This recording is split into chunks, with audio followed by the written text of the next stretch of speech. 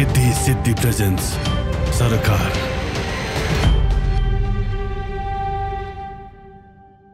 दर्शक नमस्कार, कार्यक्रम सरोकारमा स्वागत छ।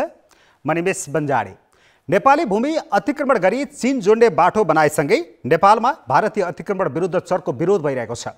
विश्व कोरोना महामारीसँग लडिरहेका बेला भारतले नेपाली भूमि लिपुलेखमा सडक सञ्चालनमा ल्याएको छ।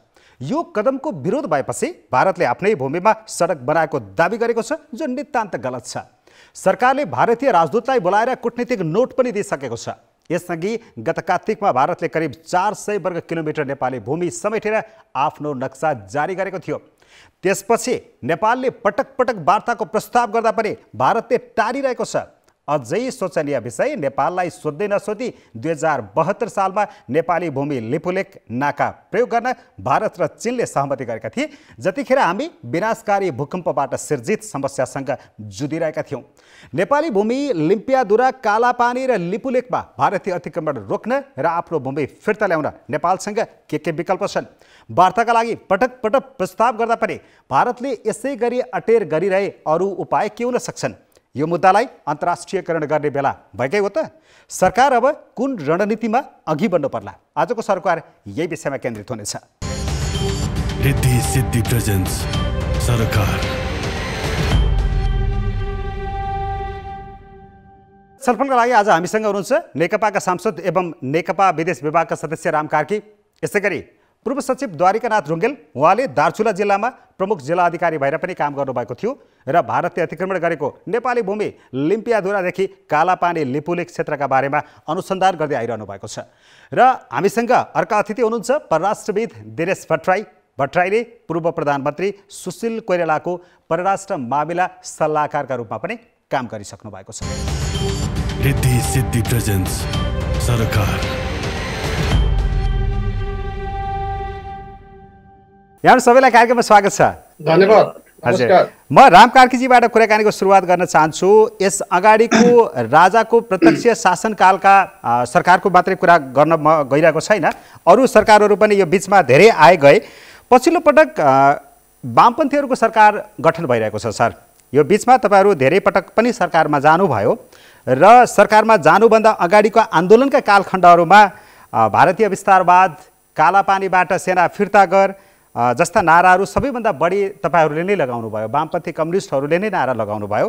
तर अहिले सत्तामा आएर हेर्दाखेरि चाहिँ ती नाराहरू सत्तामा पुग्नका लागि भर्याङ थिए र अहिले सत्तामा आइसकेर चुपचाप बस्ने स्थिति चाहिँ सत्ता टिकाउनको माध्यम जस्तो देखियो कि यो किन यस्तो भयो? अब मुख्य कुरा यो सबैतिर त्यो अभिव्यक्त भएको छ। तपाईँले अहिले खालि यो सिमानाको सन्दर्भमा अथवा भारतसँगको हाम्रो सम्बन्धमा मात्रै हेर्नुभयो, तर जनतालाई अरू कुरा जस्तो खास गरेर राष्ट्रियता, जनजीविका र देशभक्ति, यो कुरालाई एउटा राष्ट्रिय मुद्दाको रूपमा अगाडि ल्याएर वामपन्थीहरू चाहिँ नेपालको राजनीतिमा स्थापित भएको कुरा एकदम तपाईँले साँचो कुरा भन्नुभयो। तर ती तिनटै कुरा, जुन कुराहरू ल्याएर खास गरेर मजदुर किसानको कुरा होइन, अब त्यस पछाडि अब राष्ट्रियताको कुरा, देशभक्तिको कुरा भन्नुहोस्, अनि त्यसपछि अब सँगसँगै डेमोक्रेसीको कुरा, कि डेमोक्रेसीको विस्तार चाहिँ त्यो एकदमै तल पीडित जनतासम्म पुग्नुपर्छ भन्ने खालको मागहरू ल्याएर यो भयो। तर यो तिनटै फ्रन्टमा राम्रो काम हुन सकेको छैन। अब यो तिनटै फ्रन्टमा राम्रो काम हुन नसक्नुका अब यसै बाहिरबाट हेर्दाखेरि त नेताहरूमा आएको विचलन, नैतिक मूल्यमा आएको ह्रास यो मात्रै देखिन्छ। तर यसको पछाडि चाहिँ के छ त भन्दा सैद्धान्तिक वैचारिक कारणहरू छन्। सरकारमा आइसकेपछि काम चाहिँ किन हुँदैन? भारतसँग दरिलोसँग कुरा गरेर यो विषयलाई सल्टाउने कुरामा अगाडि बढ्न किन नसक्ने स्थिति आइदियो? मैले भने त तीनवटा जुन मुद्दाहरू जसलाई हामीले राष्ट्रिय राजनीतिमा चाहिँ स्थापित गऱ्यौँ, त ती तिनटै मुद्दामा हामी दरो गरी उभिन नसकेको कुरा साँचो हो। तिनटै मुद्दा। अब मुख्य कुरा गम्भीरताको अभाव। अब अहिले पनि हामी के देख्छौँ त भन्दा भारतले के सोचिरहेको छ भने नेपाल त्यति गम्भीर छैन। नेपालले अब केही आफ्नो चाहिँ इमेजहरू चाहिँ चम्काउनका निम्ति, छविहरू राम्रो बनाउनका निम्ति केही दिन कुरा गर्छ, तर त्यसलाई निरन्तरता दिँदैन भन्ने छ। किन भन्दा अब जस्तो भन्नुहोस्, झन्डै 4-5 महिना भयो, 5 महिना अगाडि चाहिँ म पनि त्यो समितिमा छु, अन्तर्राष्ट्रिय समितिमा। हामीले के भनेको थियौँ भन्दाखेरि अब काँक्रे चोरलाई मुड्के शास्ति, उसले नक्सा निकाल्यो भनेपछि हामी पनि एउटा नक्सा जारी गरौँ। त हामीले सरकारलाई के निर्देशन दिएका थियौँ त भन्दाखेरि तुरुन्तै नेपालले एउटा नक्सा जारी गरोस्। र दोस्रो हामीले के भनेका थियौँ भन्दाखेरि हामी चाहिँ फिजिकल्ली त्यो ठाउँमा पुग्नु पर्यो, स्टेट चाहिँ राज्य त्यहाँ पुग्नु पर्यो, राज्यको पुलिस चौकी हुनु पर्यो, राज्यको स्वास्थ्य चौकी हुनु पर्यो, राज्यको मतलब प्रतिनिधि संस्था चाहिँ त्यो जनताको बिचमा पुग्नु पर्यो। यो दुईटा कुरा चाहिँ हामीले भनेका थियौँ र त्यसका निम्ति घोडेटो बाटो बनाउने, अब अहिले अरू केही बन्न सक्दैन भने पनि घोडेटो बाटो बनाएर कमसेकम त्यहाँका जनतालाई राहतहरू वितरण गर्ने, यो कुरा गरेका थियौँ। तर अब अहिले हामी के देख्छौँ भन्दाखेरि त्यो भएन। कारण चाहिँ के हो भन्न खोजेँ मैले, सत्ता टिकाउन गाह्रो हुन्छ विरोध गर्दाखेरि? अब अलिकति त त्यसले पनि काम गरेको होला मलाई लाग्छ। अब नेपालको राजनीतिमा हामी के देख्छौँ त भन्दाखेरि अपोजिसनमा बस्दा यस्ता कुरा गर्ने कि सत्तामा पुगेपछि फेरि त्यो कुरालाई अपनत्व लिन पनि डराउने यो देखिन्छ। त यो भनेको कन्सिस्टेन्सीको अभाव हो। कन्सिस्टेन्सीको अभाव भनेको विचारमा कन्सिस्टेन्सी छैन। दिनेशजी, अब यो भारतको रवैया हेर्दाखेरि एकातिर उसले विवादित क्षेत्र मान्छ, त्यहाँ हामीले त विवादित क्षेत्र पनि भन्दैनौँ, नेपालले त अतिक्रमित क्षेत्र भन्छ, अतिक्रमण भएको क्षेत्र हो। एकातिर त्यो शब्द प्रयोग गर्छ उसले, विवादित क्षेत्र हो, वार्ताबाट टुङ्ग्याउला, कोरोनाको सङ्कटपछि कुरा गरौँला पनि भन्छ। अर्कोतिर फेरि भन्छ त्यो हाम्रै भूमिमा बनाएका छौँ भन्छ। यो दोहोरो खालको रवैया, दोहोरो खालको प्रवृत्ति उसले किन देखाइरहेछ? उहाँले जुन गम्भीरताको अभाव भन्नुभयो, निरन्तरता छैन भन्नुभयो, अनि जुन कन्सिस्टेन्सी छैन भन्नुभयो हाम्रो राम कार्की मान्यजीले, त्यो एकदम ठिक हो। हाम्रो चाहिँ यो डबल स्ट्यान्डर्ड तपाईँले अघि बडा करेक्टली चाहिँ पोइन्ट आउट गर्नुभयो। बाहिर छँदाखेरि चर्कानारा, भित्र गएपछि किन यो भइरहेछ भन्ने कुरा जुन गर्नुभयो, म एकदम सहमत छु। Double standard is no standard. यो भनेको अहिलेको सरकारलाई मात्र लागू हुँदैन, विगतका सरकारहरूको पारा हेर्दाखेरि, विगतका सरकारहरूको काम गरेर हेर्दा पनि एउटै लाग्छ। तर अहिलेकै लेफ्टलाई अझ बढी चाहिँ लागू हुन्छ। यो चाहिँ हामीले विगत हेऱ्यौँ भने पनि मैले भने नि double standard is no standard. जब हाम्रो कुनै स्ट्यान्डर्ड हुँदैन तब हाम्रो क्रेडिबिलिटीमा कसैले विश्वासै गर्दैन। हामीलाई भारतले गम्भीर रूपमा लिएन। त्यसकारण गर्दा भारतले एकातिर त्यो क्षेत्रलाई विवादित क्षेत्र हो पनि भन्ने, अर्कोतिर चाहिँ हामीले बाटो बनाएको ठाउँ हाम्रै भूमि हो पनि भन्ने गरेको हो, नटेरेर हेपेर हो त। अब चाहिँ तपाईँले जस्तै अब अहिलेको रिसेन्ट पास्टमा जाउँ, जुलाई 24 र 25 मा काठमाडौँमा joint commission, Nepal India joint कमिसनको मिटिङ भयो।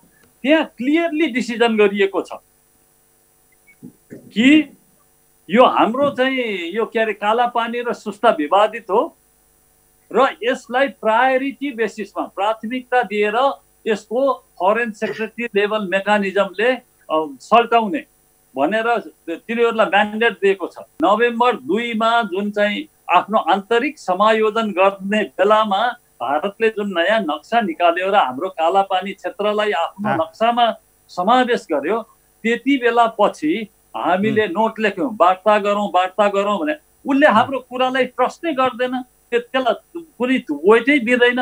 अब त्यसैबाट पनि थाहा हुन्छ नि। अनि अब डिसिजन त छ, डिस्प्युटेड एरिया हो भनेको छ। डिस्प्युटेड एरिया भनेपछि अब भारतले चीनसँगको लेनदेनमा त्यो BRI भन्ने बेल्ट एन्ड रोड इनिसिएटिभ विवादित टेरिटोरीबाट जान्छ भनेर उसले जोइन गरेका छैन भने त्यो त सेन्सिटिभिटी त हाम्रो पनि उत्तिकै छ नि त्यसमा त। द्वारिकाजी, अब यो अहिले हाम्रो नेपालको कति भूमि मिचेर यो बाटो बनाइएको हो, यो बारेमा प्रश्न पारिदिनुहोस् त। सबभन्दा पहिला चाहिँ अहिले जे बाहिर आइरहेछ, कालापानी क्षेत्रबाट लिपुलेकमा जाने गरिकन 13-14 किलोमिटर 15-16 किलोमिटरको कुरा मात्रै अहिले आइरहेछ। गुन्जीमा गएर दुईटा नदीहरू मिल्छन्, एउटा माथिबाट आउने लिपु खोला मिल्छ, अर्को हामीले भनेको महाकाली नदी, तर भारतीयहरूले कुटियाङ्दी भन्ने। त्यो ठाउँबाट हाम्रो कालापानीमा नक्कली स्रोत बनाएर मन्दिर बनाएर त्यहाँबाट माथि नाभिढाङ ओम पर्वत हुँदै जान्छ। झन्डै 13-14 किलोमिटरको मात्रै अहिले कुरा गरे सुनिन्छ। वास्तविकता कुरो के हो भने हामीले त्यो क्षेत्रमा सुगौलीको सन्धिको धारा 5 अनुसारको दाबी गर्नुपर्ने हो। भनेको मतलब त्यो काली नदी छ, जुन काली नदी छ, वास्तविक काली नदी त्यसमा वैज्ञानिक आधार र ऐतिहासिक दस्तावेजहरूले त्यो नदी काली नदी जोलिङकाङ भन्ने ठाउँ अहिले भन्दा जुन काला पानी र लिपु भन्दा झन्डै 20-30 किलोमिटर पश्चिममा पर्छ। त्यो एरियाको झन्डै अहिले त्यो 1816 पछि 1816 को सन्धि र वैज्ञानिक नदी विज्ञानको आधारमा हेर्दाखेरि झन्डै 400 वर्ग किलोमिटर जमिन भारतीयहरूले सुगौली सन्धिलाई लिएर आधारमा कुरा गर्ने हो भने भारतीयहरूको कब्जामा छ। त्यसमध्ये अहिले जे कुरा भइरहेको छ त्यो नक्कली कालीको नदी स्रोतबाट माथि जाने लिपुको 13 किलोमिटर मात्रै भइरहेछ। त्यसकारणले यो कुरा हाम्रो सिंहदरबारमा बसेका अहिलेका राजनीतिक व्यक्तित्वहरूले राम्रोसँग बुझिदिनु पर्यो। यो सन् 2005 देखि नै यो बाटो बनाउन थालिएको थियो कार्की सर, तर यो बीचमा हाम्रो तर्फबाट सरकारको तर्फबाट कुनै पनि पहल भएन कि थाहा नपाएको त होइन। केही समय अहिले केही मन्त्रीहरूले थाहा थिएन भने पनि पछि त थाहा थियो, हामीलाई जगजाहेर थियो भन्नुभयो। यो बीचमा किन चुपचाप बस्यो त? यति यो महत्त्वपूर्ण बाटो रहेछ, कोही बोलेन त? अब अहिले पनि हाम्रो चाहे हामी किमाथानका भनौँ, चाहे कोराला भनौँ, चाहे हामी लिपुले मतलब महाकालीमा भनौँ, जहाँसुकै हाम्रो उपस्थिति एकदम कमजोर छ। जहाँ अलिअलि उपस्थिति छ त्यहाँ पनि चाहिँ हाम्रो साधन स्रोतको यति कमी छ कि अब हाम्रा पारिपट्टि जस्तो चाहिँ हेर्ने हो भने अब हाम्रा छिमेकीहरूको चाहिँ वेल इक्विप भवन सबै हात हतियार खाना खजाना सबै चिज छ। अब हाम्रो चाहिँ सिउसिउ जाडोमा कामेर बस्नु परेको छ। त्यसो हुनाले अहिले हामीले सरकारलाई आज पनि म बोलेँ, यहाँ आज संसदमा पनि मैले बोलेँ कि कमसेकम 200% 300% भत्ता दिउँ, इन्सुरेन्स गरिदिउँ, जीवन बिमा गरिदिउँ। त्यहाँ गएर काम गर्नेहरूलाई चाहे सशस्त्रका जाउँ, चाहे सेनाका जाउँ, चाहे चाहिँ राजस्वका कर्मचारीहरू जाउँ, चाहे ट्याक्सका, चाहे स्वास्थ्यका, त त्यहाँ जाने कर्मचारीहरूलाई त्यो प्रकारको सुविधाहरू हामीले उपलब्ध गराउनु पर्यो होइन। अब हिजोकै कुरा खोतलेर मात्रै त भएन। अब अहिले तत्काल के गर्ने त भनिसकेपछि अब अहिले सरकार अलिकति जागे जस्तो छ तन्द्राबाट। अब एउटा कुरा त भारतभित्रै बाटो बनाउँदा त हामीले धेरै कुरा भन्ने कुरो भएन, तर यो बाटो बनाउन थालेको त धेरै लामो भयो। हो, मेरो प्रश्न त्यही नै छ। मेरो प्रश्न त्यहीबाट सुरु गरेको थिएँ। सन् 2005 देखि बनाउन थालिएको बाटोको विषयमा जानकारी हुँदा हुँदै सरकार किन बोलेनन्? नेपालका सरकार के हेरेर बसे भन्ने मेरो प्रश्न हो कि अझ। त्यो बिग नेसन जुन साउबिनिजम हो त्यो भारतको सबैतिर देखा परेको छ। त्यो बङ्गलादेशको सन्दर्भमा पनि, त्यो मालदिभ्सको सन्दर्भमा पनि, त्यो हाम्रो सन्दर्भमा पनि देखा परेको छ। अब इन्डिया र पाकिस्तानको त सम्बन्धको कुरै नगरौँ होइन। त्यसैले अहिले हामीले स्ट्रङली देश उभिएर, किनभने सार्वभौम सत्ता भनेको सानो ठुलो हुँदैन र यसमा अलिकति चीनले पनि, चीनको बारेमा जुन हाम्रो एउटा अवधारणा थियो नेपालीहरूलाई लाग्थ्यो कि चीनले चाहिँ यस्तो गर्दैन, किनभने माओ सेतुङले कुनै बेला भनेका थिए कि अब यो बन्जर भूमि हाम्रो यत्रो विशाल देश छ, तपाईँहरूसँग यो सानो सानो केही मतलब मिटर जग्गाको लागि हामी झगडा गर्दैनौँ भनेर भनेका थिए। त्यस्ता मान्छे पनि थिए होइन चीनको नेतृत्वमा कुनै बेला। त हाम्रो नेपालीहरूलाई सधैँ के लाग्थ्यो त भन्दा चीनको तर्फबाट चाहिँ केही हुँदैन। तर जब चीन र भारत दुईजना बसेर हाम्रो जमिनबाट बाटो लैजाने कुरा गरेर त्यसमा हामीलाई विश्वासमा पनि लिएनन्, हामीसँग सम्पर्क पनि गरेनन्, त यो चाहिँ बडा दुःखद र बडा गम्भीर कुरा भयो। हो, यो कुरा चाहिँ 2015 पछि भयो सर। चीन र भारत बिचमा सम्झौता भइसकेपछि हामीले थाहा पायौँ, त्यति बेला विरोध गऱ्यौँ होइन। तर त्यो 2005 देखि नै बाटो बनाउन थालेको कुरा हामीलाई थाहा थियो।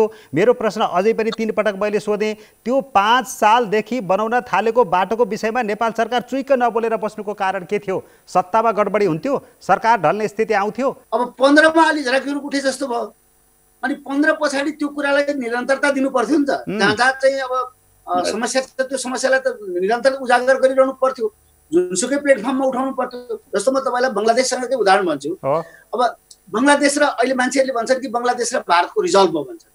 त त्यो रिजल्भ कसरी भएको छ? तपाईँ पत्रकार साथीहरूले 2001 तिरको चाहिँ मतलब तपाईँले अहिले पनि गुगलमा खोजेर हेर्नुहोस् उनीहरूको के भएको थियो सीमामा। मेघालयको सिमानामा जहाँ प्याडुवा भन्ने ठाउँ छ, त त्यो ठाउँमा त उनीहरूको त यहाँसम्म कि एकअर्कालाई कब्जा गर्ने, एकअर्काले इन्सर्किल गर्ने त्यस्तोसम्म चल्यो होइन। किन भन्दाखेरि अब मुख्य रूपमा पोलिटिकल लिडरसिपमा र ब्युरोक्रेसीको लिडरसिपमा जब कन्सिस्टेन्सी देखिन्छ, जब यिनीहरू सिरियस छन् भन्ने लाग्छ, त्यसको अभिव्यक्ति चाहिँ तल फिल्डमा बस्ने फिल्डका कमान्डरहरू, फिल्डका सिपाहीहरूमा पनि पर्छ क्या। दिनेशजीसँग आउन चाहे, भारतले सिपेक र दोक्लममा एउटा खालको स्ट्यान्ड राख्ने, तर त्यस्तै इस्यु हाम्रो लिपुलेकतिर हुँदाखेरि चाहिँ उसको स्ट्यान्ड अर्कै हुने, उसले नजिकै जोडिएको देश नेपालसँग मतलब गर्न नपर्ने, कुरा गर्न नपर्ने, चीन र भारत मिलेर मात्रै त्यहाँ चाहिँ काम गर्न मिल्ने, काम गर्न सक्ने यो स्थिति आइदियो किन? यो पनि उही हामी सानो देश भएर त्यस्तो भयो, हामीलाई नटेरेर भयो। यो बिग पावरको अथवा चाहिँ एउटा ठुला शक्तिहरूको चाहिँ ऊ नै बिहेभियर नै यस्तै हुन्छ। यो हामीले बुझ्नुपर्छ। हेर्नुहोस्, हामी दुईवटा विशाल छिमेकीको बिचमा छौँ। वर्ल्ड स्ट्यान्डर्डले हेर्दाखेरि हाम्रो जनसङ्ख्या पनि त्यति कमी छैन, हाम्रो साइज पनि त्यति कमी छैन होला, तर हाम्रा छिमेकीको हिसाबले हेर्दाखेरि हामी सानै छौँ। र हामीले यो कुरा किन बुझ्दैनौँ? त्यो 2015 को जुन चाहिँ जोइन्ट स्टेटमेन्ट आयो त्यसपछि हामीले किन बुझ्दैनौँ भन्दाखेरि ठुला राष्ट्र मिल्दा पनि चाहिँ सानालाई समस्या हुन्छ, ठुला राष्ट्र नमिल्दा पनि समस्या हुन्छ। त्यो हाम्रो सजगता, हाम्रो सतर्कता खै, हामीले हाम्रो काम राम्रोसँग गरेको खै, त्यसपछि हामीले के गर्यौँ त? अब त्यति बेला तत्कालीन प्रधानमन्त्रीले मलाई थाहा छ, मेरो चाहिँ मैले अनुभवको आधारमा भन्न सक्छु, हामीले चाहिँ ल यसरी चाहिँ मे 15, 2015 भारतका प्रधानमन्त्रीको चीन भ्रमण भएपछि जुन जोइन्ट स्टेटमेन्ट आयो, अनि हामीले त्यो स्टेटमेन्टलाई ल्याउँ। द्वारिका सरसँग पनि धेरै पटक ऊ भएको छ, कुरा भएको छ, उहाँहरूले अर्गनाइज गरेको मिटिङमा पनि म गएर त्यो इनपुटहरू ल्याएर म प्रधानमन्त्रीजीलाई दिएको छु। अनि त्यसपछि नापी विभागलाई बोलाएर सबैलाई सिरिज अफ मिटिङ्सहरू भएका छन्। त्यो त्यति बेला प्रधानमन्त्रीजीले बुझिसकेपछि मैले भने, म चाहिँ त्यहाँ उहाँसँग काम गर्ने भएको नाताले मैले भने यसको एउटा संयन्त्र छ, यो संयन्त्रलाई अलिकति एक्टिभेट गर्नु पर्यो, यसलाई अलिकति भनौँ न तीव्रता दिएर छिटो यो समस्या समाधान गर्नुपर्छ भन्दा उहाँले ओभररुल गरेर के भन्नुभयो? नेपालको भौगोलिक अखण्डतामाथि आँच आइरहेछ, अब तेरो संयन्त्रले काम गर्दै गर्छ, हुँदैन यो कुरा अति संवेदनशील छ, अति जरुरी छ भनेर उहाँले फोन उठाएर अनि चाहिँ कुरा गर्नुभयो। उहाँले प्राइम मिनिस्टर लेभलमा त्यो कुरा भइसकेपछि त्यो विषयको गम्भीरतालाई चाहिँ त्यसले इस्टाब्लिस गर्यो। त्यो विषयको गम्भीरतालाई र नेपालको प्राथमिकतालाई उत्तराधिकारी सरकारले गर्नुपर्ने हो कि होइन, प्राथमिकतामा राखेर त्यो कुरा उठाउनु पर्ने हो कि होइन, हामी सतर्क हुनुपर्ने थियो थिएन? कूटनीतिमा मैले भन्ने गर्छु, प्रत्येक शब्दको, सन्दर्भको, समयको र स्तर, कुन स्तरमा चाहिँ कुरा हुन्छ त्यसको महत्त्व राख्छ। अनि अब यो त्यो स्तरमा भएको कुरा अब चाहिँ त्यसलाई चाहिँ निरन्तरताको सजगता, निरन्तरताको सतर्कता चाहिन्छ। मैले भन्दिनँ कि एउटा टेलिफोनले, एउटा मिटिङले यो वर्षौँदेखिको विवाद समस्या समाधान हुन्छ भनेर। तपाईँले अघि बङ्गलादेशको कुरा गर्नुभयो, 40-45 वर्षको अथक प्रयासपछि कुरा मिलेको छ बङ्गलादेश र भारतको कुरा पनि। कूटनीति भनेको एउटा प्रक्रिया पनि हो, यसले टाइम लाग्छ, तर हामीले छोड्नु हुँदैन। रिद्धि सिद्धि प्रेजेन्स सरकार। द्वारिकाजी, अब म तपाईसँग आउन चाहे, लिम्पियाधुरादेखि कालापानी लिपुलेकसम्मको भूभाग अब नेपालको हो कि होइन भनेर फ्याक्टहरू, तथ्याङ्कहरू तपाईँहरूसँग मागिरहन परेन, तपाईँहरूले छरपष्टै पारिदिनु भएको छ। यो जताकतै आइसकेको कुरा छ, मात्रै वार्ताको टेबलमा नेपालले प्रस्तुत गर्नु पर्यो भारतसँग। अब यो म तपाईँलाई कसरी बुझ्न चाहन्छु भने, त्यो क्षेत्र भारतले किन यति धेरै अतिक्रमण गरेर राखिरहेको छ, छोड्न चाहिरहेको छैन, र यो अहिले पछिल्लो पटक बाटो बनाउनुको कारण यसको महत्त्व के छ? पहिले त्यो ठाउँको महत्त्वको कुरालाई त्यो ठाउँमा पुगेपछि मात्रै थाहा हुन्छ। र सौभाग्य वा दुर्भाग्य, म 2036 साल कार्तिक महिनादेखि 2038 साल को चैत महिनासम्म दार्चुला जिल्लाको प्रमुख जिल्ला अधिकारी भएर बसे। र 2038 सालमा साउन महिनामा म त्यो ठाउँमा पुगेँ कालापानीमा, र त्यसपछि फर्केर आएर सरकारलाई कालापानी मात्र होइन नेपाल र चीनको सीमा नम्बर 1 टिङ्कर भन्ज्याङ, त्यसपछि हाम्रा ब्यास क्षेत्रका त्यो माथिल्लो क्षेत्रका मानिसहरूलाई ब्यास भनिन्छ, र त्यो ब्यास क्षेत्रका मानिसहरूको जीवनको आश्रयको आधार ताक्लाकोटको बजार पनि छ। ताक्लाकोटमा उनीहरू नेपालीहरूको बजार छ। त्यहाँ गएर त्यहाँको स्थानीय प्रशासनसँग कुराकानी गरेर वस्तुस्थिति बुझेर त्यसपछि तीर्थयात्रा मानसरोवर गर्दै फर्केर आएर म कालापानी पुगेको। अब हेर्नुहोस्, कालापानी म जाँदाखेरि हाम्रो बाटो त्यो ठाउँमा हाम्रो बाटो नभएको हुनाले त्यो गुन्जीमा सीतापुल भन्ने ठाउँ छ, त्यो पुलबाट म तरेर गरिब्याङ हिँड्दै अनि त्यो कालापानी ठाउँमा पुगेर वस्तुस्थिति अध्ययन गरेको। त्यो अध्ययन गर्दा त्यहाँ के देख्छन्, तपाईँको प्रश्नको ठक्कै जवाब, त्यो ठाउँ सम्म ठाउँ छ, एकदमै सम्म ठाउँ छ। र त्यसपछि त्यहाँबाट बिस्तारै उकालो चढ्दै नाभिडाङ ओम पर्वत हुँदै लिपु लेकबाट त्यो क्रस गरेर जान्छ। र चिनियाहरूले म हुँदाखेरि नै बाटोहरू त्यो क्षेत्रमा बाटो त्यहाँ हामी चाहिँ लखर थोत्रो घोडामा हिँड्नु घोडा पनि नहिँड्ने बुढो घोडा चढ्नु पर्ने, म त हिँड्ने मान्छे पर हिँड्थेँ। र चाइनिजहरू त्यही बखतमा 38 सालमा नै ल्यान्ड क्रुजर गाडीमा पर्दा राखेर हिँड्थे अफिसरहरू। त्यो स्थितिको त्यो विकासको क्रम देखिएको। र त्यहाँबाट जुन अहिले लिपु पास छ, त्यो लिपु पासबाट तल हान्दिएपछि सोझै तल यो पिथौरागढ क्षेत्रमा आउनलाई केही गाह्रो छैन।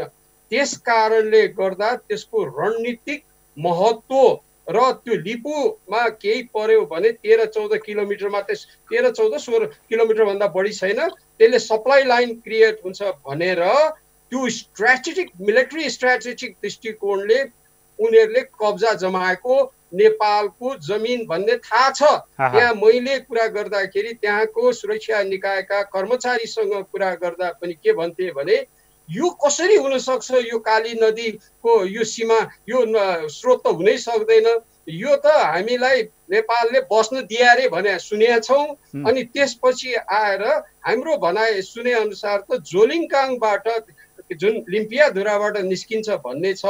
र म त्यहाँबाट फर्किएर गरिब्याङमा इन्डो टिबेटियन बोर्डर पुलिसको ब्यारेकमा बसेर उनीहरूसँग कुराकानी गरेर कस्तो सुविधा छ, कसरी राखेको छ भनेर बुझेर आएको। अहिले राम कार्कीजी बोल्दै हुनुहुन्छ त्यही कुरा, जुन कुरो 38 सालको रिपोर्टमा मैले दिएको। यसमा धेरै पछिल्लोको इतिहास जानुपर्छ, अहिले मलाई जाने मौका समय छैन। तर म तपाईँलाई थोरै दिन्छु, तपाईँलाई थोरै म समय के दिन्छु भने यो आम दर्शकले पनि अझै एकपटक जान्न पनि पाऊँ, नेपालको राज्यको उपस्थिति त्यहाँ कहिलेदेखि हराउँदै गयो सर? म सीमा प्रशासन इकाइ छाङ्रुमा थियो, त्यसपछि टिङ्कर प्रहरीको सीमा पुलिस थियो, त्यसपछि सीतापुलमा भन्सार थियो, छाङ्रुमा स्कुल थियो, हेल्थ पोस्ट थियो, टिङ्कर म अलिक छिटो हिँड्ने हुनाले 3-4 घन्टामा पुग्ने, मान्छेहरू अलि गर्छन्, अलि हाइटमा छ, 3-4 घन्टामा म पुगेको छु। त्यहाँ टिङ्करमा पनि टिङ्कर भन्सार थियो, सानो प्रहरी पोस्ट थियो र स्कुल थियो, र त्यहाँ एउटा गुम्बा पनि थियो, र त्यो गुम्बा उद्घाटन गर्ने शिलान्यास गर्ने मौका मैले पाएको थिएँ, त्यो दुर्गम क्षेत्रले दिएको। लिम्पियाधुरादेखि यता हेरिदिनुहोस् त, लिम्पियाधुरा पल्लो कुराबाट यता हेरिदिनुहोस्, नाभी गुन्जी लगायतका ठाउँमा नेपाल राज्यको उपस्थिति कहिलेसम्म थियो? ओके, धन्यवाद। यो विषयमा के छ भने त्यो नाभी गुन्जी र कुटीलाई त अहिले 32कै दशकमा पनि त्यति विधि ध्यान नदिएको र माओवादी द्वन्द्वको समयमा सम्पूर्ण त्यहाँबाट निस्कि गएको भनेपछि त त्यो कुटी नाभी हाम्रो क्षेत्रमा भएपछि हामीले त्यहाँ उपस्थिति नजनाउने भएपछि भारतीयहरू मजासँग पूर्व आएका हुन्, यो कुरो स्पष्ट छ। जबकि हामी अब एउटै कुरो के छ भने अझै सर कालापानीमा उनीहरूको बेस क्याम्प बस्यो, त्यो बसेको समयदेखिको कुरा गरिदिनुहोस्, हाम्रो कहिलेसम्म उपस्थिति थियो? दार्चुलाको सिडिओले जोशी भन्नेले, मैले 38 सालको प्रतिवेदन पेश गरेँ।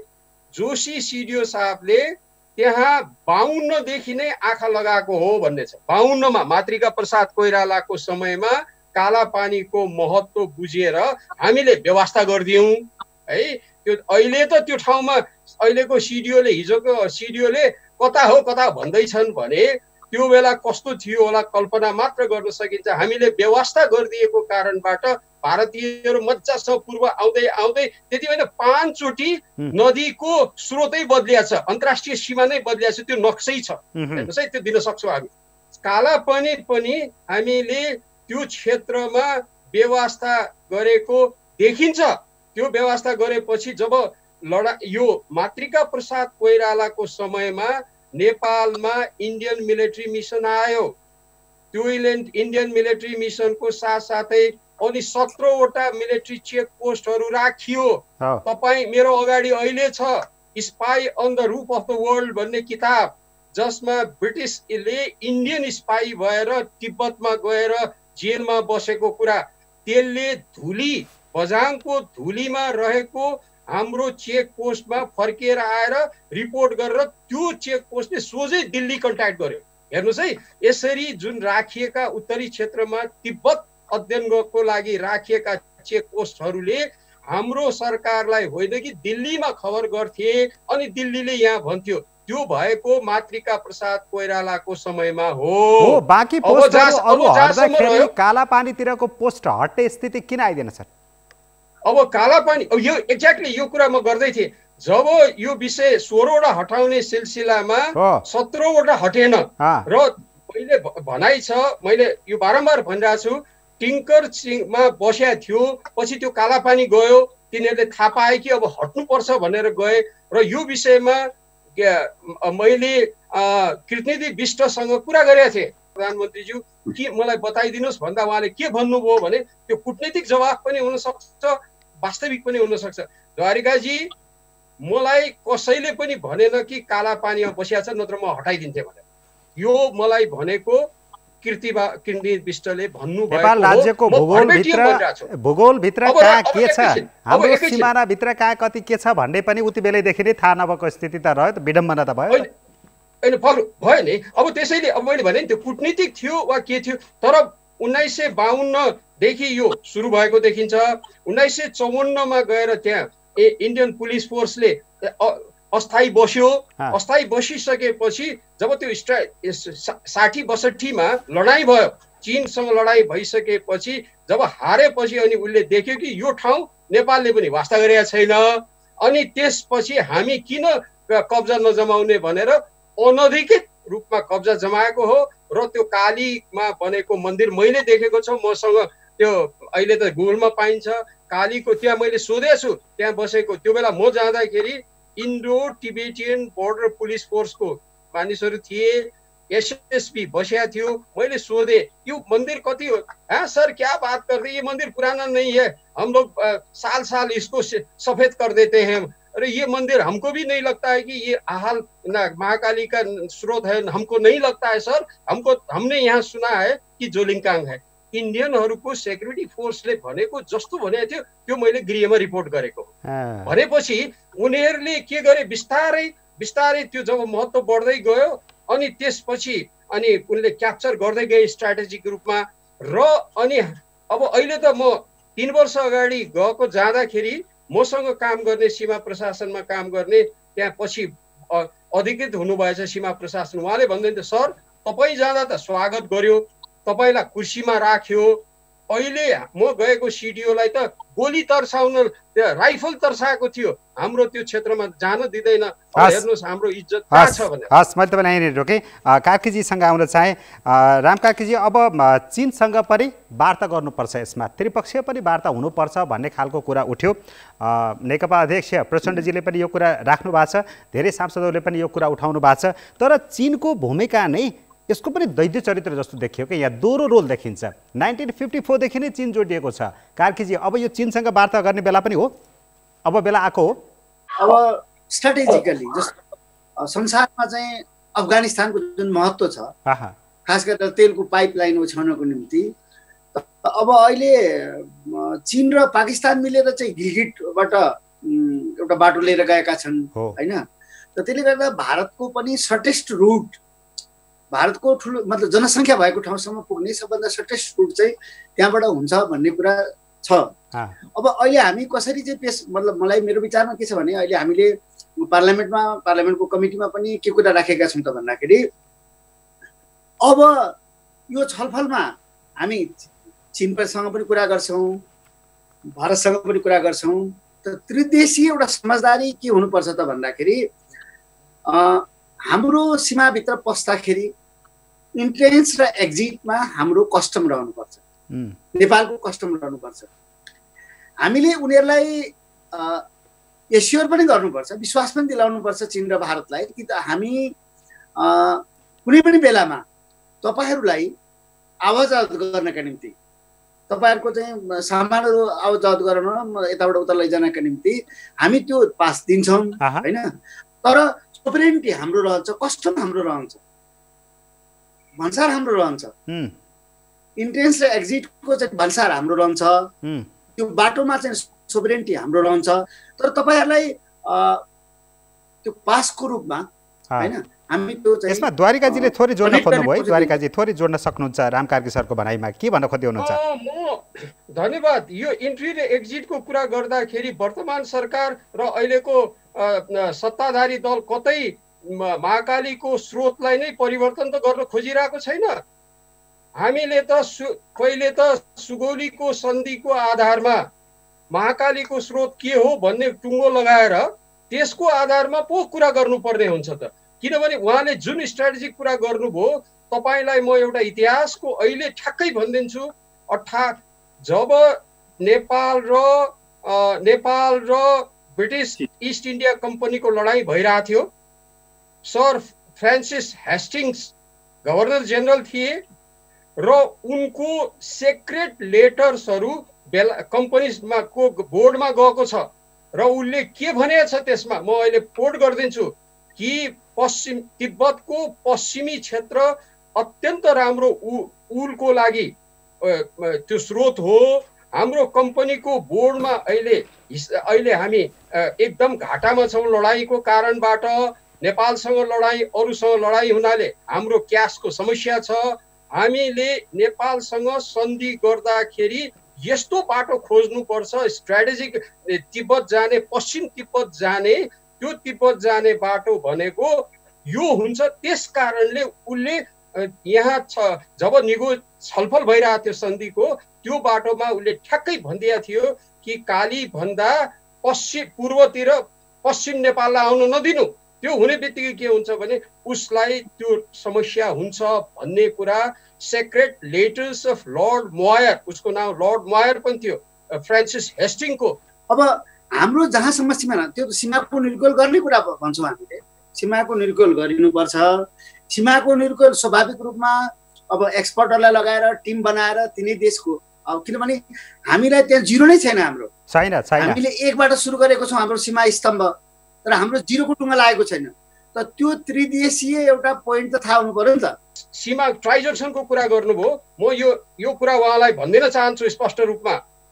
हाम्रो सीमा नम्बर 1 टिङ्कर भन्ज्याङमा छ। त्यो टिङ्कर भन्ज्याङ हाम्रो जिरो छैन।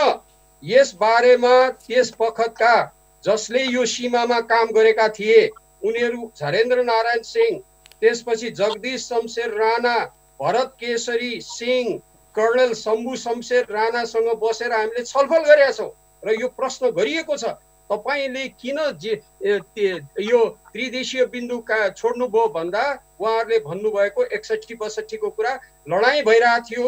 लडाईँ भइरहेका दुईटा देश नआउने भए, त्यसकारणले हामी भविष्यको लागि छोडेको।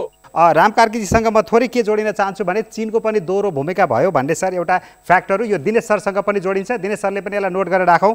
यो 1954 देखि नै लिपुलेखको यो खास गरी प्रकरणमा चाइना जोडिरहेको छ। सरलाई म थोरै रेफरेन्स दिन्छु है, सरलाई राखिदिन्छु यहाँ। 1954 मा भारत र तिब्बत बीच व्यापार तथा आवत जावत सम्झौता भयो र त्यसमा भनिएको थियो माने भन्ज्याङ, नीति भन्ज्याङ, कुङ्ग्री, दर्मा र लिपुलेख भन्ज्याङलाई भारत चीनका नागरिकको आगमनका लागि आवत जावत खुल्ला गर्ने भनिएको थियो। त्यसै गरेर सन् 62 तिर दुई देशबीच युद्ध भयो र त्यो अघिल्लो सहमति चाहिँ कार्यान्वयनमा आइदिएन र फेरि सन् 88 मा लिपुलेखबारे अर्को भारत र चीनबीच समझदारी भयो। भारतीय प्रधानमन्त्री राजीव गान्धी चीन गएको बेलामा यो 62 मा भएको युद्धले जुन नाकाहरू बन्द भएको थियो त्यसलाई फेरि सुचारू गर्ने भनेर कुरा भएको थियो र 92 मा त लिपुलेख नाका पछाडि खोल्ने काम भयो। त्यसपछि दुवै देशले उपयोग गर्दै आएको यो नाकाबारे 15 मे 2015 मा सम्झौता नै भयो। भनेको चीन जोडिरहेछ के त्यसमा? त्रिदेशीय सीमा कहाँ हो भन्ने कुरा निश्चित छैन अहिले, त त्यसको निम्ति तीनटै देश बस्नुपर्छ। त त्यो तीनटा देश बस्नका निम्ति हामी पनि सप्रमाण बस्नुपर्छ। हाम्रो अहिलेसम्मको इतिहास के छ त भन्दाखेरि यस्तो वार्ताहरूमा बस्दाखेरि हाम्रो ब्युरोक्रेसी पुरा तयार भएर जाँदैन। अहिलेसम्म सुन्ने गुनासो के हो त भन्दाखेरि जस्तो दिल्लीमा छलफल गर्न जानु पर्यो भने अरू दिल्लीबाट के किनेर ल्याउने भन्ने लिस्ट त हुन्छ गोजीमा, तर अरू डकुमेन्ट्सहरू चाहिन्छ नि यस्ता छलफलका निम्ति, त्यसको पर्याप्त तयारी हुँदैन, पेपर वर्कहरू हुँदैन। यो पनि हाम्रो कमजोर छ। जस्तो अस्ति नक्साकै बारेमा थुप्रो कुरा चलिरहेको थियो, हामीसँग नक्सा छ कि छैन, छैन होइन। त त्यसले गर्दा के बुझ्नु पर्यो भने नेपालको ब्युरोक्रेसी पनि असाध्यै कमजोर छ, पोलिटिकल लिडरसिप जस्तै। त इतिहासका यी सबै प्रमाणहरू राखेर हामी छलफलमा बस्दाखेरि वेल इक्विप्ड भएर जानुपर्छ। अब किनभने हामीले चीनसँग पनि कुरा गर्नु छ, हामीले भारतसँग पनि कुरा गर्नु छ। त उनीहरू पनि आफ्ना प्रमाणहरू लिएर आउँछन्, हामी पनि आफ्ना प्रमाणहरू लिएर आउँछौँ। र प्रमाण के बन्न सक्छ त? कुनै सर्टेन लेखकले लेखेको कोड गरेका कुराहरू बन्दैन त्यहाँ प्रमाण। हाम्रा भएका जस्तो हामीले 1816 को सन्धिलाई नै सबभन्दा आधार मानिराखेका छौँ। 1816 को सन्धिले छुट्याएको, खास गरी भारतसँगको सिमानाको सन्दर्भमा 1816 मा जो हाम्रो ट्रिटी भयो त्यो ट्रिटीलाई नै हामीले आधार मानेका छौँ। त्यसैले त्यसको सराउन्डिङ्समा, त्यसको वरिपरि भएका लेखापढीहरू, चिठी पत्रहरू, यी सबै सामग्रीहरू हामीले चाहिँ जो प्रमाण बन्न सक्छन्, त ती प्रमाणहरू लिएर चाहिँ हामी छलफलमा जानुपर्छ। र गइसकेपछि हाम्रो निखल्नुपर्छ। हाम्रो जति जमिन छ जो अहिले भारतले कब्जा गरिराखेको छ त्यो जमिन फिर्ता लिनुपर्छ। त्रिदेशीय सीमा निर्धारण गर्नुपर्छ र त्यहाँ जिरो एउटा स्तम्भ चाहिँ सुरु हुनु पर्यो। त्यस पछाडि हामीले भारत र चीनसँग गर्ने कुराकानी के हो त भन्दाखेरि हामी कमसेकम त्यति मलाई लाग्छ पोलिटिकल्ली जो एकदम व्यवहारिक कुरा के हो त भन्दाखेरि उनीहरूलाई त्यति इन्स्योर नगरेसम्म यति ठुला शक्तिहरू अब हामीले यहाँ चर्का कुरा गर्दैमा उनीहरू पछि हट्दैनन्। हामीले सप्रमाण उनीहरूसँग भन्नुपर्छ। यसको मतलब फेरि उनीहरूसँग डराउनुपर्छ भने पनि होइन। हाम्रा पुर्खाहरूले पनि उनीहरूसँग आफ्नो साइज सानो छ भनेर डराउँदा पनि डराएनन्। रिद्धि सिद्धि प्रेजेन्स सरकार। काकीजी यहाँनिर मैले अब बुझ्न खोजेको जस्तो चीनलाई पनि 2015 को सम्झौतालाई लिएर नेपालले विरोध गरेको थियो, तर त्यसको जवाफ न चीनले दियो न भारतले दियो कि हामीले चीनसँग पनि माग्न खोजेनौँ। यसको कारण चाहिँ के हो त? बिग नेसन साउभिनिजम चाहिँ देखिराखेको छ होइन। अब यहाँ अहिले कुराहरू चल्छ, कतिपय ठाउँमा चाहिँ इन्टरनेसनल कोर्टमा जाने कुरा पनि चल्छ, तर अब हामीलाई के थाहा हुनु पर्यो भने इन्टरनेसनल कोर्टको अभिगत के छ, इन्टरनेसनल इन्स्टिट्युसनहरूको अभिगत के छ अहिले, त त्यो पनि त हामीले दिमागमा राख्नु पर्यो। त्यसैले अहिले मुख्य कुरा त के भने हाम्रा छिमेकी हामी फेर्न सक्दैनौँ, यो छिमेकीसँग डिल गर्नै पर्छ। त कुरा गर्दाखेरि हाम्रो इन्टिग्रिटी हुनु पर्यो, उनीहरूसँग कुरा राख्दाखेरि। तर हामीले चीनसँग पनि भारतसँग पनि कुरा गर्नै पर्छ र अहिले अर्जेन्ट कुरा भारतसँग गर्नुपर्छ। यो कुराकानी पछि हामी त्रिपक्षीय होस्, हामी यो चाहन्छौँ, तर अहिले चाहिँ हामीले कुरा गरिहाल्नु पर्ने चाहिँ भारतसँग हो। भनेको कार्कीजीले भनेको अरू अन्तर्राष्ट्रियकरण गर्ने बेला चाहिँ भएको छैन, यो हामीले दुईवटा छिमेकी देशसँगै कुरा गरेर सल्टाउने बेला हो। यो अरू अन्तर्राष्ट्रियकरण गर्ने स्थिति माहौल छैन। अरे बाबा, फिलिस्टाइनको हालत के भएको छ? प्यालेस्टाइनको हालत त पहिला 68% चाहिँ त्यो भूमि प्यालेस्टाइन एउटा राज्य बन्ने छ, 28% मा इजरायल बन्ने भनेको छ। आज हालत के छ गएर हेर्नुहोस् त, प्यालेस्टाइनमा के गर्यो त संयुक्त राष्ट्र सङ्घले, के गर्यो त अन्तर्राष्ट्रिय संस्थाहरूले? त त्यसैले मुख्य कुरा के भने हामीले यो मुद्दामा मोस्ट प्र्याक्टिकल, मोस्ट सही कुरा के हो भने हाम्रा छिमेकीहरूसँग कुरा गर्नुपर्छ। दिनेशजी, नेपाल अब वार्ताको टेबलमा कसरी प्रस्तुत हुने? वार्ताको टेबलमा हामी प्रस्तुत हुनुपर्छ। जुन अन्तर्राष्ट्रियकरणको कुरा आयो, अन्तर्राष्ट्रियमा जाने, हेर्नुहोस् हामीले छिमेकी फेर्न सक्दैनौँ। आखिरमा आएर हामीले चाहिँ छर छिमेकबाट पनि हामी सिकौँ। बङ्गलादेशले के गरे त्यो सिकौँ, अरूले के गरे त्यसबाट सिकौँ। हामीले छिमेकीसँग तथ्य ऐतिहासिक प्रमाणहरू लिएर अनि त्यसपछि हाम्रो एउटा स्ट्यान्डर्ड राखेर, डबल स्ट्यान्डर्ड होइन नि, double standard is no standard, मैले भनिसकेको छु।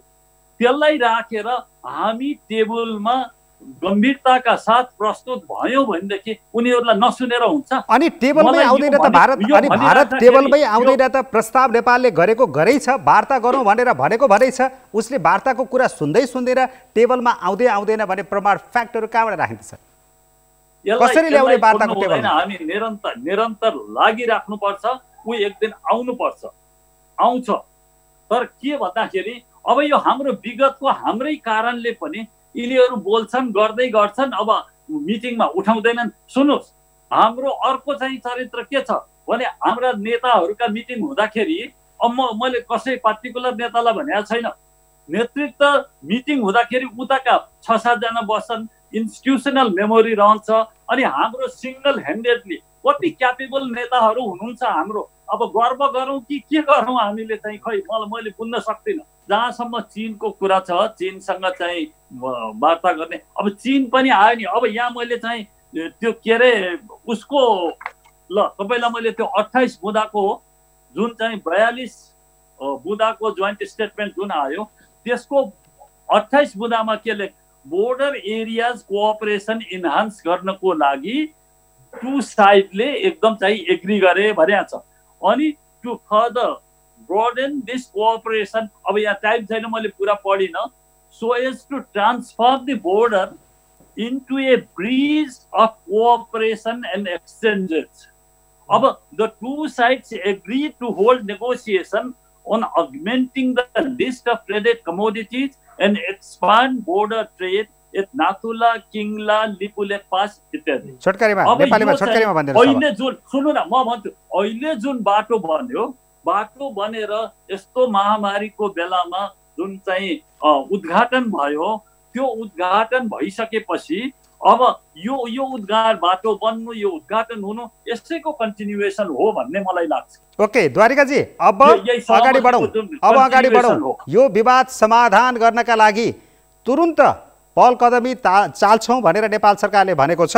अब हामी इन्डियाले भनेको छ भारतले कोरोना पछि कुरा गरौँला भनेको छ। हाम्रो परराष्ट्र मन्त्रीले कोरोना कुर्दैनौँ हामी चाँडो वार्तामा आउँछौँ भनेर भनिसक्नु भएको छ। द्वारिकाजी, अब वार्ताको टेबलमा बस्नै पर्ने स्थितिलाई कसरी अब त्यसलाई त्यो माहौल बनाउने? ठिक छ, यो फर्स्ट च्यानल अब चाहिँ जुन चाहिँ त्यो फर्स्ट च्यानल हुन्छ, फर्स्ट ट्र्याक हुन्छ, त्यो गभर्मेन्टको ट्र्याक यो भइरहेको छैन भनेदेखि हामीले सेकेन्ड ट्र्याक डेभलप गर्नु पर्यो, थर्ड ट्र्याक डेभलप गर्नु पर्यो, अनि ब्याक च्यानल डेभलप गर्नु पर्यो, अनि त्यसपछि तपाईँको क्वाइटली डिप्लोमेसी गर्नु पर्यो। डिप्लोमेसीमा त्यो स्क्रैच बेनेथ द सर्फेस, त्यो जे देखिन्छ त्यसभित्र खोतल्नु पर्यो। लुक बियोन्ड द अबियस, जो देखिन्छ त्योभन्दा अलिक पर गएर हेर्नु पर्यो र लिङ्क, यो कताबाट यहाँ के भइरहेछ भन्ने कुरा लिङ्क इस्टाब्लिस गर्नुपर्छ। अनि तपाईँको यति गरिसकेपछि बल्ल चाहिँ हामीले गम्भीरताका साथ हामी गऱ्यौँ भनेदेखि अब किन कुरा सुन्नुपर्छ नि, नसुनेर हुन्छ। हस् द्वारिकाजी, यसमा तपाईँको सजेसन के, सुझाव के सरकारले सुझाव दिनुहोस्। अब एक्जिट र एन्ट्री र एक्जिटमा नेपालको राख्ने कुनै संयन्त्र राख्ने भन्ने बित्तिकै अहिले जो आइरहेछ 13, 14, 15 किलोमिटरको मात्रै कुरा आएको छ। त्यस कारणले यो 13, 14 किलोमिटरको कुरा होइन, 1816 को सन्धि पछिको हाम्रो सिमानाको निर्धारण हो। त्यो सिमाना निर्धारण भइसकेपछि अनि के गर्ने भन्ने कुरा हुन्छ। त्यो कुरामा यहाँहरूले अहिले हामी यो एक्जिट र एन्ट्री भन्ने कुरा गर्ने बित्तिकै यो लिपुतिर जान्छ। हामीले छोड्छौँ कि त छोड्नु पर्यो। अहिलेको सत्ताले सक्छ, किन सक्दैन? किन अहिले बहुमत छ, उसले भन्छ म सुगौलीको सन्धि फेर्छु, यही मान्छु भने त संसदले गर्न सक्छ। त्यो हिम्मत हुनु पर्यो। म त्यो पिन पोइन्ट गर्न लागेको छु माननीय रामबा यो उहाँलाई, मान्यजीलाई।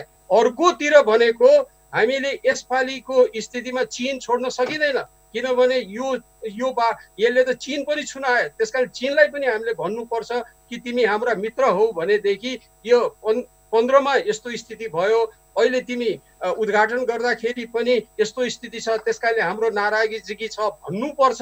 र जहाँसम्म अब अर्को कुरो के उठाउन रहेछ भारतीयहरूले भने तथ्यको कुरा गरिरहेछु म कि उनीहरू यो जोइन्ट कमिटीमा उनीहरूले के भन्छ, नेपालले 61मा चीनसँग गरेको प्रोटोकललाई हामीले बनाइदिएको नक्सा मानिसकेपछि कहाँको तिमीहरू पूर्व पश्चिम हुन्छ भनेपछि त अब हामीले अहिलेको प्रविधि ज्ञान र भएका दस्तावेजको आधारमा चीनसँग पनि त हामीले कुरा त गर्नु पर्यो नि। हाम्रो सीमाको बारेमा तिमीसँग अब हामी कुरा गर्न चाहन्छौँ भनेर हामी छिमेकी फेर्न सक्दैनौँ, निश्चित रूपमा छिमेकी फेर्न सक्दैनौँ। हामीले मिलेर काम गर्नुपर्छ। मिल्दैन भने त अन्तर्राष्ट्रियकरण गर्नको लागि तयारीको सिलसिलामा भएको बुद्धि पनि प्रयोग गर्न थाल्नुपर्छ। ओके रामकार्की सर, अब यहाँनिर चीन जोडिएर आइहाल्यो नै, चीनसँग कुरा गर्नुपर्छ भनेर टप लेभलको लिडरहरूले पनि भनिसक्नु भएको छ। यो बिचमा कतै कतै केही सांसद विद्वानहरूले पनि अर्को के जोड्नु भएको छ भने बेलायत इस्ट इन्डिया कम्पनीसँग त्यति बेलाको सम्झौताले गर्दाखेरि बेलायतसँग पनि कुरा गर्न सकिन्छ कि भन्ने कुरा छ। अब यी यावत विकल्पहरू छन् होइन, विभिन्न च्यानलमा कुरा गर्नुपर्छ भन्ने कुरा उठ्यो। अब चाहिँ नेपाल सरकार अगाडि मुभ हुने बाटाहरू के हुन् र त्यसरी जानै पर्छ भन्ने चाहिँ के छ तपाईँलाई लागेको? मुख्य रूपमा त अहिले पहिलो गर्ने काम भनेको हाम्रो भौतिक रूपमा त्यहाँ उपस्थिति हुनुपर्छ। अहिले हामी त्यहाँ सशस्त्र चाहिँ मोटिभेट गर्न होइन, हाम्रो सुरक्षाको निम्ति, हाम्रो त्यहाँको जनताको सुरक्षाको निम्ति पनि हाम्रो त्यहाँ चाहिँ स्थापना हुनु। हामीले स्वाभाविक रूपमा दुईटै छिमेकीहरूसँग पत्राचार गर्नुपर्छ। अब हाम्रो जुन हटलाइन अरू बेला पनि जुन कम्युनिकेट गर्ने थियो, हामीले प्रधानमन्त्रीलाई अनुरोध गरेका छौँ कि प्रधानमन्त्रीज्यूले त्यो हटलाइन युज गरेर भए पनि यो अर्जेन्ट भयो नेपालको निम्ति। अब हामी यो कोरोनाको महामारी सकेपछि विस्तारमा बसेर कुरा गरौँला भनेर हुँदैन यो कुरा। यो हाम्रो निम्ति सबभन्दा अर्जेन्ट कुरा हो, किनभने हाम्रो जमिन कब्जा भएको छ भने, अकुपाइड छ भन्ने कुरा भएपछि यो त चैनले बस्ने कुनै भएन। तर सर परराष्ट्र सचिव स्तरीय वार्ता गर्ने भन्ने हो, परराष्ट्र मन्त्री स्तरीय वार्ता गरौँला, भएन भने भन्ने हो, प्रधानमन्त्री तहमै पनि कुरा गरौँला भन्ने हो, यो पटक पटक कुरा गरौँला त भन्ने हो। तर उसले टेरिरहेको छैन, ऊ आइरहेको छैन। अब ल्याउनु कसरी? त्यो त हामीसँग पेसेन्स हुनु पर्यो। कन्सिस्टेन्सी भने त्यही हो नि त। अब दुईचोटि कुरा गऱ्यौँ अनि त्यसपछि भएन भने अब छोडिदिउँ, अब कुरा गरेर के गर्ने त? यस्तो त हुँदैन नि। हामी त कन्सिस्टेन्टली जबसम्म टेबलमा आउँदैन तबसम्म उसलाई टेबलमा ल्याउने हामी प्रयास गरिरहेको छौँ। कि हाम्रा तथ्य प्रमाणहरू जति पनि ऐतिहासिक छन् यसलाई हामी सार्वजनिकीकरण गरेर एक खालको दबाब दिन सक्छौँ? अन्तर्राष्ट्रिय निकायहरूसँग छुट्टै छलफल गरेर यो विषयलाई चर्चामा ल्याएर भए पनि दबाब क्रिएट गर्न सक्ने स्थिति हुन्छ? अहिले अन्तर्राष्ट्रिय भनेको मतलब अहिले यो अन्तर्राष्ट्रिय त्यस ढङ्गको अन्तर्राष्ट्रियकरण गर्ने, अन्तर्राष्ट्रिय संस्थानमा जाने यो चरण नै होइन क्या। ओके ओके, अहिलेको चरण भनेको हामीले चीन र भारतसँगै कुरा गर्ने हो। मुख्य रूपमा त भारतसँग, त्यसपछि चीनसँग यो कुराकानी गर्ने हो। एक दोस्रो कुरो हाम्रो उपस्थिति त्यहाँ गराउने हो। हामी त्यहाँ उपस्थित हुनु पर्यो। अब ठिक छ, हुनु पर्यो, कहिले हुन्छ भन्ने ठिकै छ। अब एउटा सशस्त्रको छाङ्ग्रुमा क्याम्प राख्ने अथवा त्यहाँ एउटा बस्ने भन्ने आएको छ कुरा, त्यसलाई हेर्दै गरौँला। त्यहाँसम्म नाकासम्म अहिले बाटो नै बन्द भएको अवस्था छ, यो तपाईँले त्यो उठाइरहनु भएको छ त्यो कुरा, यो कहिले हुन्छ हेरौँला।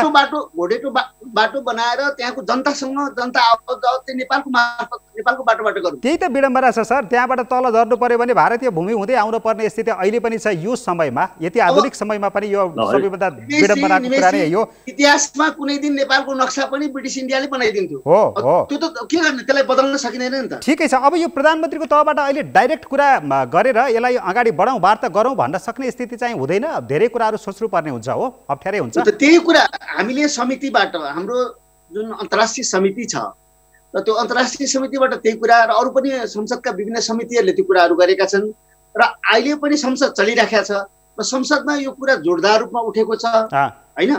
अब तर यसलाई मुख्य कुरा के हो त भन्दा अहिले एकचोटि उठ्नु महत्त्वपूर्ण कुरा होइन। यो त धेरै पटक उठ्यो यसरी सेलाउँछ।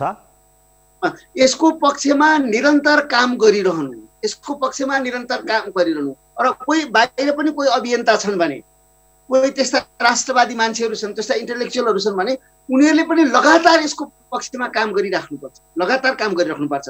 र त्यहाँ चाहिँ कुनै बायस्ड भएर सट्टै नेताको लागि राम्रो, सट्टै नेता खराब भन्ने कुरा गर्नु होइन कि।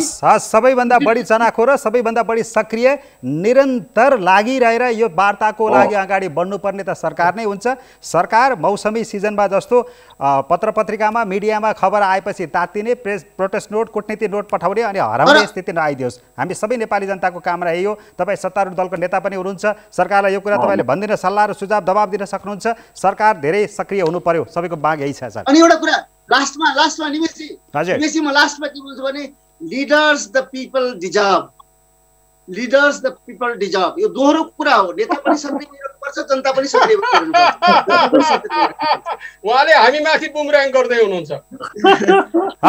तपाईलाई यो विषयमा समर्थन गर्छु रामकाजीजीको कि तुरुन्त हामीले पनि भनेको नक्सा निकाल्ने बित्तिकै हामी अझ जोड्छौँ, हाम्रो पश्चिमतर्फको नक्सा विड्र गरियोस् र नयाँ नक्सा जारी गरियोस्। हाम्रो सशस्त्र प्रहरी त्यो हाम्रो उपस्थिति तुरुन्त जनाइयोस्। हामीले गृहमन्त्रीज्यूसँग अनुरोध गरेको आज 6 महिना भयो, किन आज मात्रै यो कुरा उठिरहेछ? दिनेशजी 1 मिनेटमा यो पत्राचार गर्नुपर्छ, यो सब कुरा ठिक छ, वार्ता गर्नुपर्छ। वार्ता गर्नको लागि वार्ताको वातावरण पनि बन्नुपर्छ। भारतमा हाम्रो ठुलो कन्स्टिट्युएन्सी छ, नेपाली बोल्ने त्यहाँ कति सांसद होलान् बोर्डरिङ एरियाजका। खोइ हामीले त्यता कल्टिभेट गरेर भारतीय संसदमा त्यो कुराहरू यो नेपाललाई त यस्तो कुरा गरिरहेछ भन्ने त्यो आवाज त्यहाँसम्म पुर्याउनको लागि हामीले यो ट्र्याक 2 अथवा चाहिँ ब्याक च्यानल त्यो हामीले देखेका छौँ। ठुला विश्वका चाहिँ कत्रा चाहिँ सम्झौताहरू ब्याक च्यानल नभइकन सम्भव भएको छैन।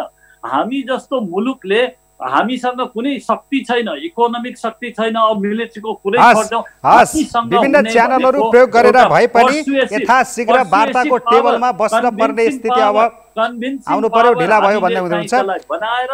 अनि हामी यो अरू च्यानल पनि चाहिँ अरू ट्र्याक पनि चाहिँ हामीले अलिकति अब ध्यान दिनु पर्यो, गएर वातावरण बनाउनु पर्यो। वार्ता गर्ने भन्ने त्यसै तातो गरेर टेबलमा बसेर कुरा अगाडि बढ्दैन नि। त्यसकारण वार्ताको वातावरण बनाउनको लागि हामीले चाहिँ यो ट्र्याक 2 ट्र्याक 3 जे गर्ने हो त्यो गरेर वार्ताको वातावरण बनाऊ, त्यसपछि सफल हुन्छ बल्ल। अनि छिमेकीसँग हामी मिलेर बस्नुपर्छ, एकदम बहुमूल्य सम्बन्ध छ उनीहरूसँगको। तर त्यो भन्दैमा मित्रता र सद्भावको नाउँमा म आफ्नो सम्मानमा म सम्झौता गर्दिनँ भनेर चाहिँ एकदम शालीनताका साथ, शिष्टताका साथ भन्नुपर्छ। सौहार्दपूर्ण वातावरणमा दृढताका साथ राख्न सक्यो भनेदेखि बल्ल उनीहरूले हामीलाई गम्भीर रूपमा लिन्छन्। नत्र यो डबल स्ट्यान्डर्ड देखाउँदै जाने हो भनेदेखि हामीलाई मतलबै राख्दैनन्, इग्नोर गर्छन्। मेरो यही सबै छ। हस्, धन्यवाद छ तपाईँहरू तिनैजनालाई। र हामी पनि के भन्न चाहन्छौँ भने सरकार अलि सक्रिय भएर लाग्नु पर्यो, निरन्तर वार्ताका लागि वातावरण बनाउनु पर्यो र अरू विज्ञहरूले पनि सरकारलाई साथ दिनु पर्यो। सरकारले पनि सबैको साथ लिएर राष्ट्रिय एकता मजबुत बनाउँदै एक ढिक्का भएर यसमा पहल अगाडि बढाउनु पर्यो र आफ्नो अतिक्रमित भूमि फिर्ता ल्याउनेतिर लाग्नु पर्यो। धन्यवाद छ अरू तिनैजनालाई, धेरै धेरै धन्यवाद। सबैलाई धन्यवाद।